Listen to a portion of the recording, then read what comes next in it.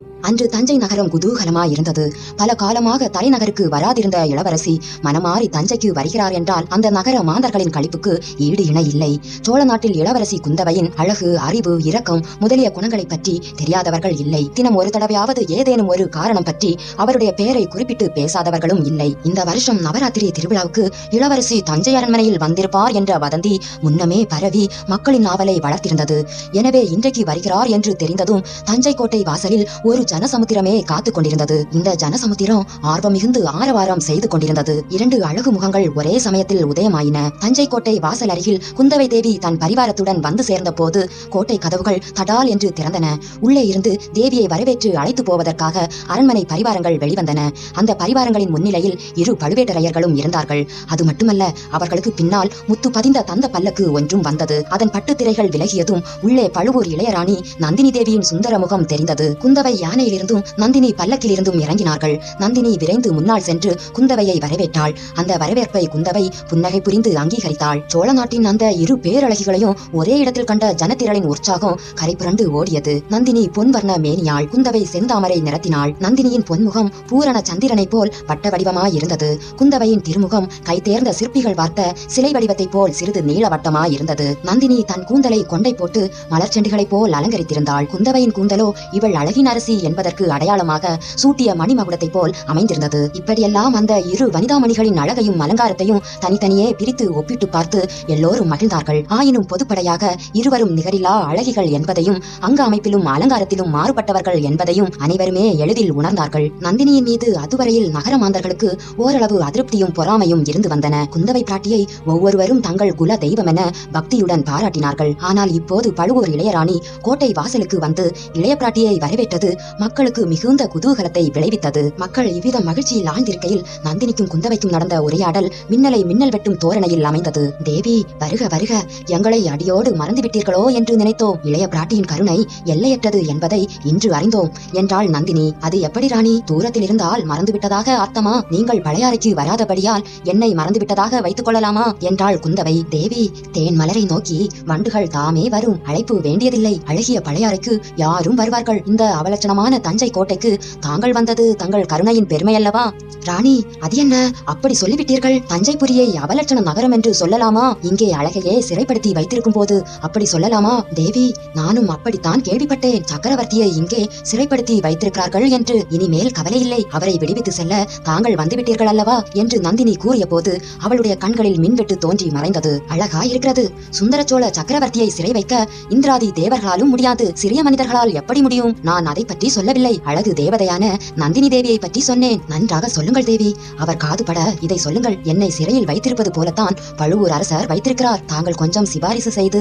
ராணி, என் சிபாரிசு எதற்காகும்? தங்களை வைத்திருப்பது சாதாரண சிறையல்லவே, காதல் என்னும் சிறையல்லவா? ஆம் தேவி, அதிலும் கிழவருடைய காதல் சிறையா இருந்து விட்டால் விமோசனமே இல்லை. ஏதோ பாதாள சிறை என்கிறார்களே, அதில் அடைக்கப்பட்டவர்களாவது வெளிவரக்கூடும். ஆனால் ஆமாம் ராணி, அதிலும் நாமாக போட்டுக்கொண்ட விலங்காயிருந்தால், நாமாக தேடி சென்ற சிறையாயிருந்தால் விடுதலை கஷ்டமானது தான். சீதை, கண்ணகி, சாவித்திரி வழியில் வந்தவர்கள் விடுதலை தேடவும் மாட்டார்கள். அதோ அங்கே என்ன அவ்வளவு கூச்சல் என்றாள் குந்தவை பிராட்டி. உண்மையாகவே கோட்டை வாசலுக்கு சற்று தூரத்தில் திரளாக நின்று கொண்டிருந்த பெண்களின் நடுவில் இருந்து அந்த பெரும் கூச்சல் எழுந்து கொண்டிருந்தது. குந்தவையும் நந்தினியும் அவ்விடத்தை நெருங்கி போனார்கள். பெண்கள் பலர் ஏக காலத்தில் கூச்சலிட்டபடியால் முதலில் இன்னதென்று புரியவில்லை. பிறகு கொஞ்சம் விளங்கியது. இளைய பிராட்டியை அடிக்கடி அரண்மனைக்கு வந்து பார்க்க அவர்கள் விரும்புவதாகவும், ஆகையால் நவராத்திரி 9 நாளும் கோட்டைக்குள் பிரவேசிப்பதில் உள்ள கட்டுக்காவல்களை நீக்கிவிட வேண்டும் என்றும் அவர்கள் கோருவதாக தெரிந்தது. ராணி, தங்கள் கணவரிடம் அல்லது மைத்துனரிடமாவது சொல்லி இவர்களுடைய கோரிக்கையை நிறைவேற்ற சொல்லுங்கள். கேவலம் இந்த பெண்களை கண்டு பயப்படுவார்களா? இவர்களால் சோழ சாம்ராஜ்யத்துக்கு என்ன ஆபத்து வந்துவிடும்? பழுவூர் சகோதரர்களின் ஆணை நாலா திசையிலும் கடற்கரை வரையில் நீண்டு பறந்திருக்கிறது அல்லவா? தேவி, அது என்ன கடற்கரையோடு நிறுத்திவிட்டீர்கள்? கடல் கடந்து அப்பாலும் அவர்களுடைய ஆணையும் அதிகாரமும் போகின்றன. இதற்கு அடையாளம் சீக்கிரம் கிடைக்கும் என்று சொல்லி நந்தினி செய்த புன்னகை குந்தவையின் இருதயத்தை பிளந்தது. இந்த பாதகி வார்த்தையின் உட்கருத்து யாதா இருக்கலாம் என்று குந்தவை சிந்தித்தாள். இதற்குள் நந்தினி பெரிய பழுவேட்டரையரை சைகையால் அருகில் அழைத்து அப்பெண்களின் கோரிக்கையும் இளைய பிராட்டியின் விருப்பத்தையும் தெரிவித்தாள். இளைய பிராட்டியின் வார்த்தைக்கு எதிர்வார்த்தை ஏது என்றார் பழுவேட்டரையர். பின்னர் ஜனத்திரளின் கோலாகல ஆரவாரத்தினிடையே அவர்கள் கோட்டைக்குள் பிரவேசித்தார்கள். அன்று முதல் சில தினங்கள் தஞ்சை நகரும் சுற்றுப்புறங்களும் அளவில்லா குதூகல ஆரவாரத்தில் திளைத்துக் கொண்டிருந்தன. குந்தவை தேவி தஞ்சைக்கு வந்த சமயத்தில் நவராத்திரி உற்சாகம் சேர்ந்து கொண்டது. பழுவேட்டரையரும் தம்முடைய வாக்கை நிறைவேற்றினார். தங்கு தடையில்லாமல் அந்த 10 நாட்களிலும் ஜனங்கள் கோட்டைக்குள் புகவும் வெளிவரவும் அனுமதித்தார். கோட்டை வாசற் கதவுகள் சதா காலமும் அகல திறந்திருந்தன. கோட்டைக்குள்ளே அரண்மனைகளிலும் வெளியில் ஊர்ப்புறங்களிலும் பல கோலாகல நிகழ்ச்சிகள் நடந்து வந்தன. அவற்றை கண்டு களிக்க பெரும் திரளாக மக்கள் கூட்டம் கூடி கொண்டிருந்தார்கள். அக்கூட்டங்களின் நடுவே அடிக்கடி 2 பூரண சந்திரர்கள் சேர்ந்தாற்போல் உதயமாகி கொண்டிருந்தார்கள். அந்த காட்சியை கண்டு ஜனசமுத்திரம் பொங்கி பூரித்து ஆரவாரித்தது. ஆனால் வெளியில் இவ்வாறு ஒரே உற்சாக குதூகலமாய் இருந்தபோது அந்த 2 பூரண சந்திரர்களுடைய இதய பிரதேசங்களிலும் எரிமலைகள் பொங்கி அக்கினி குழம்பை கக்கி கொண்டிருந்தன. பழுவூர் இளையராணிக்கும் பழையாறை இளைய பிராட்டிக்கும் ஓயாமல் போராட்டம் நடந்து கொண்டிருந்தது. சொல்லம்புகளை கொண்டும் விழிகளாகிய வேல்களை கொண்டும் அவ்விரு அழகிகளும் யுத்தம் நடத்தி கொண்டிருந்தார்கள். கொடிய அழகு வாய்ந்த 2 பெண் புலிகள் ஒன்றை ஒன்று கட்டி தழுவி கால் நகங்களினால் பிராண்டி ரத்தம் கசிய செய்தன. பயங்கர அழகு பொருந்திய 2 நாக சர்ப்பங்கள் படம் எடுத்து ஆடி அவற்றின் கூரிய மெல்லிய சிவந்த நாக்குகளை நீட்டி ஒன்றை ஒன்று விழுங்கிவிட பார்த்தன. இந்த அதிசயமான போராட்டத்தில் அவர்கள் உற்சாக வெறியும் அடைந்தார்கள். வேதனைப்பட்டு உள்ளம் புழுங்கியும் துடித்தார்கள். நகரமாந்தர்களின் உற்சாகத்திலும் கலந்து கொள்ளாமல் இந்த 2 அழகிகளின் போராட்டத்தையும் புரிந்து கொள்ளாமல் ஒரே ஒரு ஆன்மா தவித்துக் கொண்டிருந்தது. கொடும்பாளூர் இளவரசி வானதிக்கு இப்போதெல்லாம் இளைய பிராட்டியுடன் பேசுவதற்கே அவகாசம் கிடைக்கவில்லை. அக்காளுடன் கூட கூட போனாலே தவிர வெளியில் நடப்பது ஒன்றிலும் அவள் மனம் ஈடுபடவில்லை. தனக்குள்ளே ஒரு தனிமை உலகை உருவாக்கி கொண்டு அதிலேயே வாழ்ந்து வந்தாள். சோழ நாட்டில் அக்காலத்தில் ஆடல் பாடல் கலைகள் மிக செழிப்படைந்திருந்தன. நடனமும் நாடகமும் சேர்ந்து வளர்ந்திருந்தன. தஞ்சை நகர் சிறப்பாக நாடக கலைஞர்கள் பலரை தோற்றுவித்தது. தஞ்சை நகரில் நாடக கலை ஓங்கி வளர்ந்ததற்கு அறிகுறியாக நாடக சாலைகள் பல இருந்தன. அந்த நாடக சாலைகளிலெல்லாம் மிக சிறந்த நாடக சாலை சக்கரவர்த்தியின் அரண்மனைக்குள்ளேயே இருந்தது. புதிய புதிய நாடகங்களை கற்பனை செய்து அமைக்கும் கலைஞர்கள் தஞ்சை நகரில் வாழ்ந்து வந்தனர். அதற்கு முன்னாலெல்லாம் புராண இதிகாச காவியங்களில் உள்ள கதைகளையே நாடகங்களாக அமைத்து நடிப்பது வழக்கம். சில காலமாக தஞ்சை நாடக கலைஞர்கள் வேறொரு துறையில் கவனம் செலுத்தி வெற்றி பெற்றிருந்தார்கள். சரித்திர புகழ்பெற்ற வீரர்களின் வரலாறுகளை அவர்கள் நாடகமாக அமைத்தார்கள். அவர்களுடைய காலத்துக்கு சிறிது முற்பட்டவர்களின் வீர கதைகளையும் நாடகங்களாக்கி நடித்தார்கள். கரிகால் வளவர், விஜயலாய சோழர், பராந்தக தேவர் முதலிய சோழ வம்சத்து மன்னர்களின் சரித்திரங்களை நாடகங்களாக்கி நடித்தார்கள். நவராத்திரி திருநாளில் சக்கரவர்த்தியின் அரண்மனையில் சோழ வம்சத்து மன்னர்களின் வீர சரித்திர நாடகம் 3 நாட்கள் நடைபெற்றன. சித்திர விசித்திரமாக அமைந்த நாடக சாலைக்கு எதிரே அரண்மனை நிலாமுற்றத்தில் ஆயிரக்கணக்கான ஜனங்கள் கூடியிருந்து நாடகங்களை கண்டு களித்தார்கள். அரண்மனை பெண்கள் அமர்வதற்கு ஒரு தனியான இடம் நீலப்பட்டு மேற்கூரையின் கீழ் முத்திளைத்த சித்திர தூண்களுடன் ஏற்பாடாகி இருந்தது. அதன் கீழ் மகாராணிகளும் இளவரசிகளும் அவர்களுடைய தோழிகளும் அமர்ந்து நாடகம் பார்த்தார்கள். அப்போதெல்லாம் குந்தவை தேவிக்கு அருகாமையிலேயே நந்தினி வந்து உட்கார்ந்தாள். இது மற்ற பெண்களில் சிலருக்கு பிடிக்கவில்லை என்றாலும் அதை அவர்கள் மனதிலேயே வைத்துக் கொண்டு பொறுமினார்களே அன்றி வேறு எதுவும் செய்ய முடியவில்லை. இளைய பிராட்டியே அந்த கர்ப்பகாரிக்கு அவ்வளவு மதிப்பளித்து மரியாதை செய்யும் போது மற்றவர்களால் ஒன்றும் செய்ய முடியவில்லை. சோழ வம்ச மன்னர்களை பற்றிய 3 நாடகங்களில் 3ஆவதான பராந்தக தேவர் நாடகம் மிக சிறந்து விளங்கியது. அன்றைக்குத்தான் நாடகம் பார்த்த ஜனங்களின் மத்தியில் ஒரு சலசலப்பு தோன்றி வளர்ந்தது. அதுவரை சோழ நாட்டை அரசு புரிந்த சோழ மன்னர் பரம்பரையில் சுந்தர சோழரின் பாட்டனாரான கோப்பரங்கேசரி பராந்தகர் வீர புகழில் சிறந்து விளங்கினார். சுமார் 46 ஆண்டுகள் இவர் ஆட்சி நடத்தினார். அவருடைய காலத்தில் சோழ சாம்ராஜ்யம் விரிந்து பரவியது. ஈழ நாட்டிலிருந்து துங்கம்பத்திரை நதி வரையில் அவருடைய ஆணை சென்றது. பல போர்கள் நடந்தன. மகத்தான வெற்றி கிடைத்தது. மதுரையும் ஈழமும் கொண்ட கோப்பரங்கேசரி வர்மர் என்ற பட்டம் பெற்றார். தில்லை சிதம்பரத்தில் சிற்றம்பலத்துக்கு பொன்வேந்து புகழ் பெற்றார். இவருடைய வாழ்க்கையின் இறுதியில் சில தோல்விகள் ஏற்பட்டு ராஜ்யம் சுருங்கியது. ஆனால் இவருடைய வீர புகழ் மட்டும் குன்றவில்லை. வடக்கே இரட்டை மண்டலத்திலிருந்து கடல் போன்ற மாபெரும் சைனியத்துடன் படையெடுத்து வந்த கன்னரதேவன் என்னும் அரசனுடன் தக்கோலத்தில் இறுதி பெரும்போர் நடந்தது. இப்போரில் பராந்தகருடைய மூத்த புதல்வராகிய ராஜா தித்தர் இந்த பாரத கண்டம் என்றும் கண்டிராத வீராதி வீரர் படைத்தலைமை வகித்தார். கன்னரதேவனுடைய படையை முறியடித்துவிட்டு யானை மீது இருந்தபடி உயிர் துறந்து வீர சொர்க்கம் எய்தினார். அந்த வீரருடைய அம்பு பாய்ந்த சடலத்தை அப்படியே ஊருக்கு எடுத்து வந்து அரண்மனையில் கொண்டு சேர்த்தார்கள். பராந்தக சக்கரவர்த்தியும் அவருடைய தேவிமார்களும் நாட்டை பாதுகாப்பதற்காக உயிர் துறந்த வீர பெருமகனின் உடலை தங்கள் மத்தியில் போட்டுக்கொண்டு கண்ணீர் பெருக்கினார்கள். திரைக்கு பின்னால் இருந்து அசரிரி வாக்கு, வருந்தற்க வருந்தற்க, இளவரசர் ராஜாதித்தர் இறக்கவில்லை, சோழ நாட்டு மக்கள் ஒவ்வொருவர் உள்ளத்திலும் கோயில் கொண்டு விளங்குகிறார் என்று முழங்கியது. இந்த இறுதி காட்சியுடன் நாடகம் முடிவடைந்தது. அந்த தலைமுறைக்கு முந்தைய தலைமுறையில் நடந்த வீர சம்பவங்கள் நிறைந்த இந்த நாடகத்தை ஜனங்கள் பிரமாதமாக ரசித்து மகிழ்ந்தார்கள். சபையோருக்குள்ளே சலசலப்பு ஏற்பட்டதன் காரணம் என்னவென்றால், பராந்தக தேவரது காலத்தில் நடந்த பெரும் போர்களில் அவருக்கு 2 சிற்றரசர்கள் அரும் துணையாக இருந்தார்கள். ஒருவர் கொடும்பாளூர் சிற்றரசர், இன்னொருவர் பழுவூர் குறுநில மன்னர். இந்த இருவரும் சோழ வம்சத்தாருடன் உறவு தலையினால் பிணைக்கப்பட்டவர்கள். பெண் கொடுத்து பெண் வாங்கியவர்கள். இருவரும் 2 கரங்களைப் போல் பராந்தகருக்கு உதவி வந்தார்கள். யார் வலக்கை யார் இடக்கை என்று சொல்ல முடியாமல் இருந்தது. இருவரையும் தம் 2 கண்களைப் போல் பராந்தக சோழர் ஆதரித்து வந்தார். இப்போது அதிகாரம் செலுத்தி வந்த பழுவேட்டரையர்களின் பெரிய தந்தை பராந்தகருக்கு உதவி செய்தவர். அவர் பெயர் பழுவேட்டரையர் கண்டன் அமுதனார். ஈழத்தில் உயிர் துறந்த கொடும்பாளூர் சிறிய வேளாளரின் தந்தை, அதாவது வானதியின் பாட்டனார், பராந்தக தேவருக்கு துணை புரிந்த கொடும்பாளூர் சிற்றரசர். பராந்தக தேவரின் நாடகம் நடத்தியவர்கள் கொடும்பாளூர் சிற்றரசரையும் பழுவூர் குறுநில மன்னரையும் எவ்வித உயர்வு தாழ்வும் வேற்றுமையும் காட்டாமல் மிக ஜாக்கிரதையாகவே ஒத்திகை செய்திருந்தார்கள். இருவருடைய வீர புகழும் நன்கு வெளியாகும்படி ஆதரிக்கும்படி நடித்தார்கள்.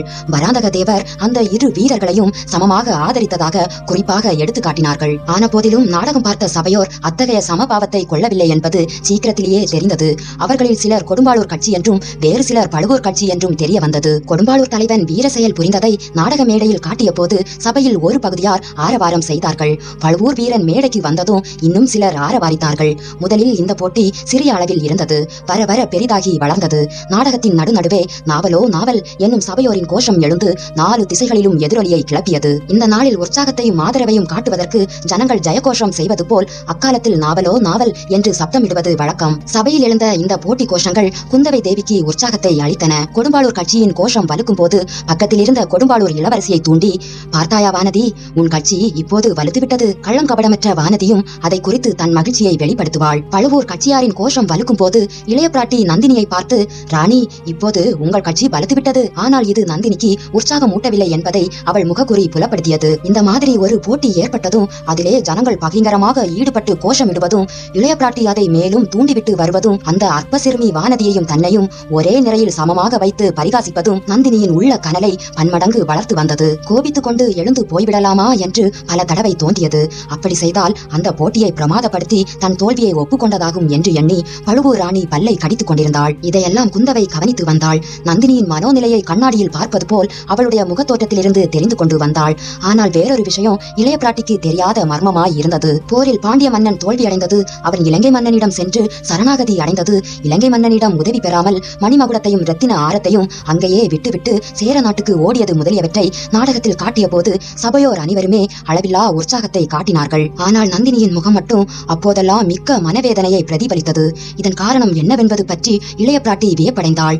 கொஞ்சம் பேச்சு கொடுத்து பார்க்கலாம் என்று எண்ணி, ராணி, சக்கரவர்த்தியும் நம்முடன் இருந்து இந்த அருமையான நாடகத்தை பார்க்க முடியாமல் போயிற்றே. பாட்டனார் சாதித்த இக்காரியங்களை இவரும் தம் காலத்தில் சாதித்திருக்கிறார் அல்லவா? அப்பாவுக்கு மட்டும் உடம்பு குணமானால் தேவி தானே உடம்பு குணமாகி விடுகிறது. அவருடைய செல்வ புதல்வியும் இங்கு வந்துவிட்டீர்கள். இலங்கையிலிருந்து மூலிகையும் சீக்கிரம் வந்துவிட்டால் சக்கரவர்த்திக்கு நிச்சயம் உடம்பு குணமாகிவிடும் என்றாள் நந்தினி. ராணி, இலங்கையிலிருந்து மூலிகை வருகிறதா? அது என்ன தேவி, தெரியாதவரை போல் கேட்கிறீர்களே. இலங்கையிலிருந்து மூலிகை கொண்டு வர பழையாறை வைத்தியர் ஆள் அனுப்பியிருக்கிறாராமே. தாங்கள் தான் நாள் கொடுத்து உதவினீர்கள் என்று கேள்விப்பட்டேனே, அது பொய்யா? குந்தவை பல்லினால் உதட்டை கடித்துக் கொண்டாள். நல்ல வேளையாக நாவலோ நாவல் என்னும் பெருங்கோஷம் அச்சமயம் எழுந்தபடியால் அந்த பேச்சு அத்துடன் தடைப்பட்டது. சுந்தர சோழரின் வன்மையும் வனப்பும் ஆயுளும் அரசும் வாழ்க என வாழ்த்திவிட்டு நாடகம் முடிவடைந்தது.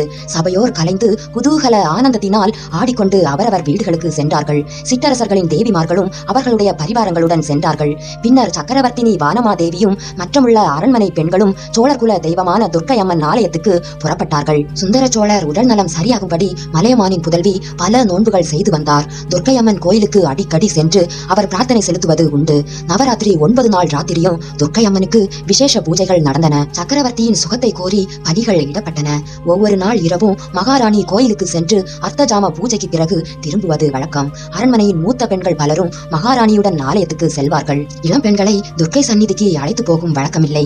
பூசாரிகள் மீது சில சமயம் சன்னதம் வந்து அகோரமாக ஆடுவார்கள். சாபம் விளைந்த வரலாறுகளை சொல்லுவார்கள். இளம் பெண்கள் பயப்படக்கூடும் என்று அழைத்து போவதில்லை.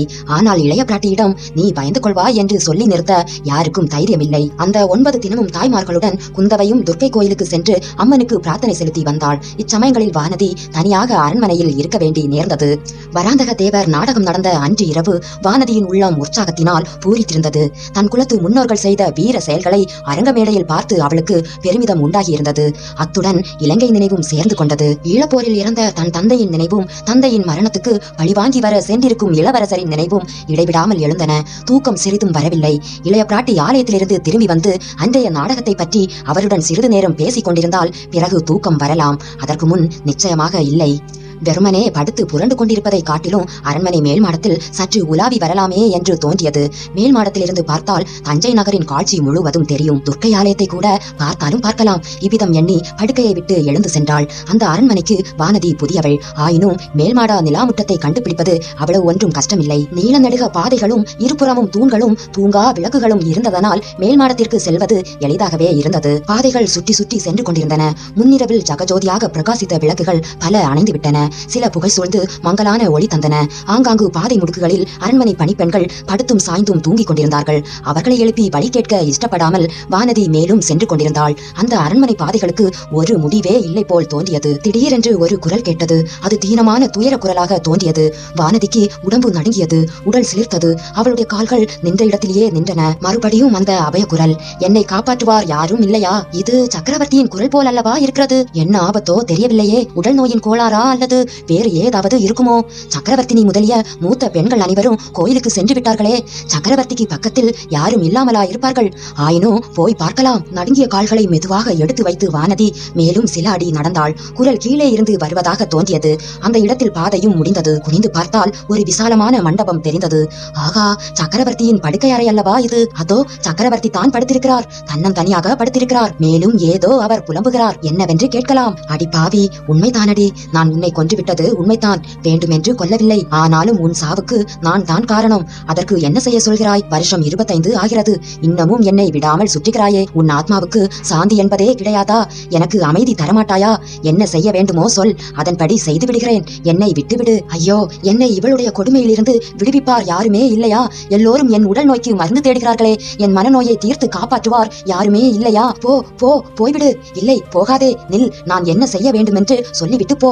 இப்படி மௌனம் சாதித்து என்னை வதைக்காதே. வாயை திறந்து ஏதாவது சொல்லிவிட்டு போ. இந்த வார்த்தைகள் வானதியின் காதில் இரும்பை காய்ச்சி விடுவது போல் விழுந்தன.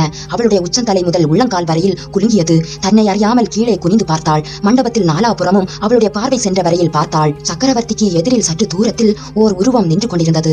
அது பெண்ணின் உருவம். பாதி உருவம் தான் தெரிந்தது. பாதி தூண் நிழலிலும் மகள் புகையிலும் மறைந்திருந்தது. தெரிந்த வரையில் அந்த உருவம் பழுவூர் இளையராணியை போல் அல்லவா இருக்கிறது.